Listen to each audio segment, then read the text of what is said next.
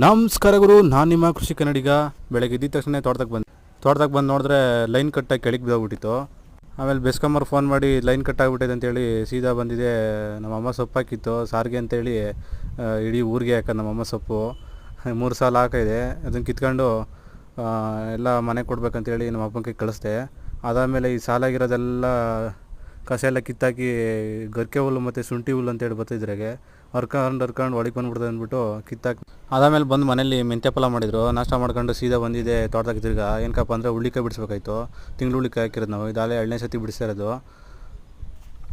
ಬಿಡಿಸಿ ಎಲ್ಲ ಒಂದು ಬ್ಯಾಗಿಗೆ ಹಾಕೊಂಡು ಸೀದಾ ಹೊರಟಿದೆ ಅಂಗಡಿಗೆ. ಏನಕ್ಕಪ್ಪ ಅಂದರೆ ಈ ಮಾರ್ಕೆಟ್ಗೆ ಹಾಕಿದ್ರೆ ಕಮಿಷನ್ ಎಲ್ಲ ಕಟ್ಟತ್ತೆ, ಲಗೇಜ್ ಅಂತ ಹೇಳ್ಬಿಟ್ಟು ಲಗೇಜ್ ಎಲ್ಲ ಕಟ್ಟತ್ತೆ ಅಂತ ಹೇಳ್ಬಿಟ್ಟು ಸೀದಾ ಅಂಗಡಿಗೆ ಡೈರೆಕ್ಟಾಗಿ ಅಂಗಡಿ ಹಾಕ್ತೆ. 36 kg ಬಂತು. ಅದಾದಮೇಲೆ ತಿರ್ಗಾ ತೋಟದಾಗ ಬಂದು ಏನಕ್ಕಪ್ಪ ಅಂದರೆ ಟೊಮಾಟೋನ ತಂದಿದ್ದು ಮೊನ್ನೆ, ಅದನ್ನು ಉಣ್ಬೇಕಾಯ್ತು ಅಂತೇಳಿ ಬೆಡ್ಡೆಲ್ಲ ನೆನೆಸ್ಬಿಟ್ಟಿದ್ದೆ. ನಾನು ನಮ್ಮಪ್ಪ ನಮ್ಮಮ್ಮ ಎಲ್ಲ 3 ಜನ ಸೇರಿ ಉಣ್ದು.